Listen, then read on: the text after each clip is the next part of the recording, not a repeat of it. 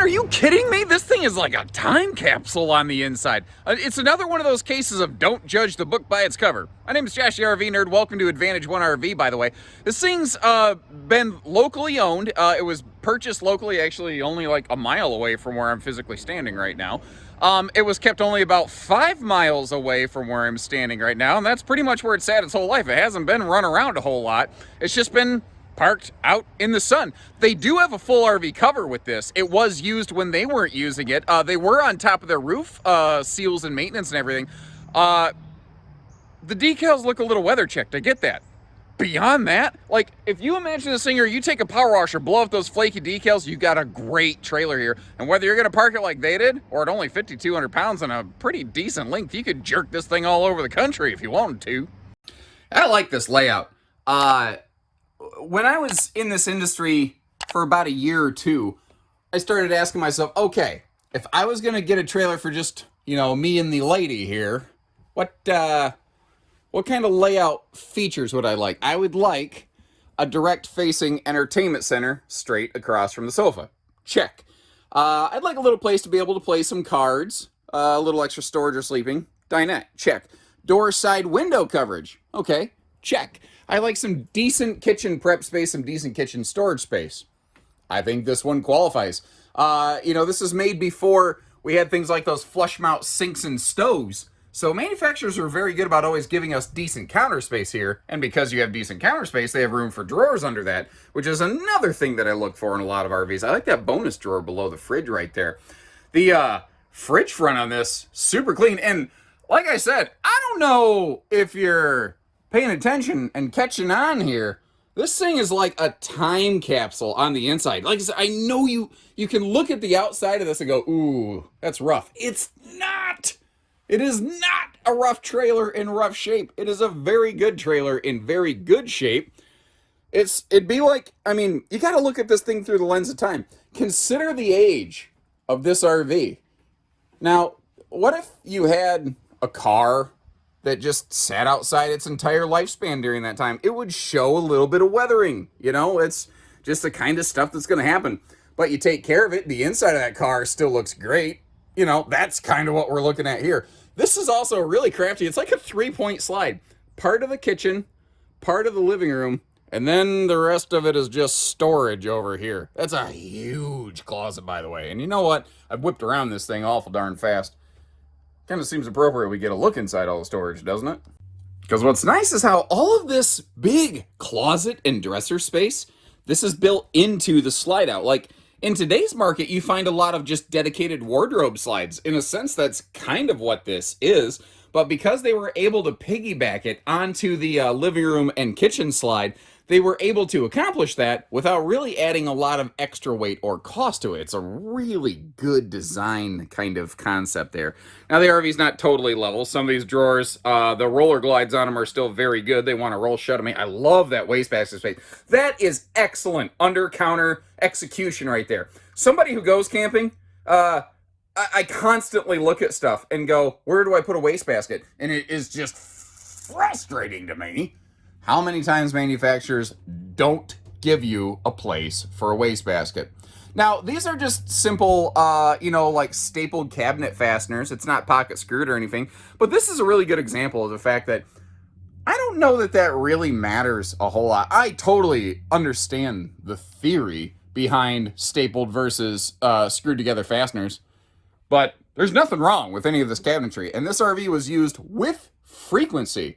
It really is not a matter of what they used to hook the cabinetry together. It's just a matter of, did they do it right? And did the person who owned it before you beat it up? It looks like it was done right. It looks like it weren't beat up. And you've probably noticed as I was flipping the camera around, this thing does have central air through the ceiling and then side ducted heating, cabinet ducted heating versus floor vents. The main flooring is primarily carpetless. This was made during a little more classic time where there's still carpeting in the bedroom. A lot of people actually actively sought that. So when they woke up at night and flipped their legs over the side of the bed to, get their slippers on, their feet weren't chilly. Didn't have them chilly piggies, basically. Corner shower over here. And one of the things I wanted to show you, it's just at a funky angle, is this has a legit bathroom linen cabinet. You know, what I also like is how these shelves are tall enough. You actually have the height you need for things like, you know, bottles of shampoo and body wash and stuff like that.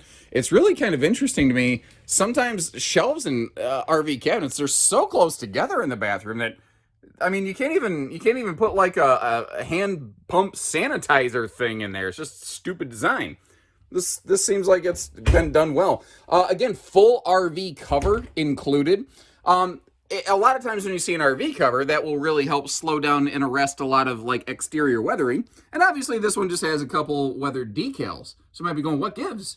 They used it when it was in storage, but they use the RV very frequently in the summertime.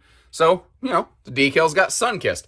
And I don't blame them for like every single weekend they left not putting this thing back on. These things are awesome for long-term storage. They're a bit of effort to put them back on. And I don't blame somebody for not wanting to wrestle with one of those things every single weekend. I tell you what, if you did that at a campground and I was there, I'd pull up a lawn chair on the edge of my little campsite and just watch it, because that'd be some good entertainment.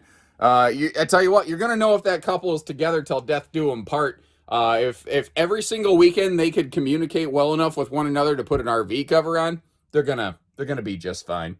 Also, obviously, they had a little TV here in the bedroom. And once again, my message on this one is look past the decals, or as some of my Canadian friends refer to them as the decals. To each their own. It's all about how you place what emphasis on which syllables, I do suppose. It is difficult, by the way, to speak incorrectly. I actually have a video where I say a bunch of RV names incorrectly, really for no reason at all. I just had a minute and I needed to clear my head, so I did that. It's difficult. You see in there a couple things. There's the previous owner's hitching system, no more than they towed it. They use that to get it around, and that's all included with it. You see some wheel covers there, because there's a full RV cover and wheel covers. There's also a like a different door, like a screen door in there. And I got a feeling that maybe once they set up shop sometime in the summertime, they just wanted something that offered more light or airflow. I don't know. I didn't really get a whole lot of information on that. And I've been doing this about 13 years. Never seen somebody do something like that before. I don't see any problems with anything that's on the RV currently, though. The tires, let's take a look at these, because they look good, and with the wheel covers on them, that doesn't surprise me. There's my date code. Date code on this is 19 of 10, meaning these tires are over 12 years old, which, considering the RV was just left parked somewhere and not towed around, that doesn't surprise me. There's a lot of folks that say after 3 years, you should maybe consider replacing your tires. After 5, get them off there. And if you get 10 years out of them, basically it's a ticking time bomb. You should get those things off there. So if those were made in the 19th week of the year 2010, those things are pushing 12 years old, 11, 12 years old right now. If you're planning on towing it, it would be a safety advisory to get those replaced. No ladder. Roof is walkable, by the way. This isn't one of the beer can roofs. All 3 roof vents also have the like Max Air style covers on them to give you some good anytime airflow. Oh, you know what? As we're wrapping our way back around the front side here, there is something I meant to point out. Apologies. Let me see if it's affecting this door as well. No, of course it's locked. Of course, nothing can be simple. It's not easy peasy lemon squeezy. It's difficult, lemon difficult. But hey, all we're talking about here is just a little key. We have the technology.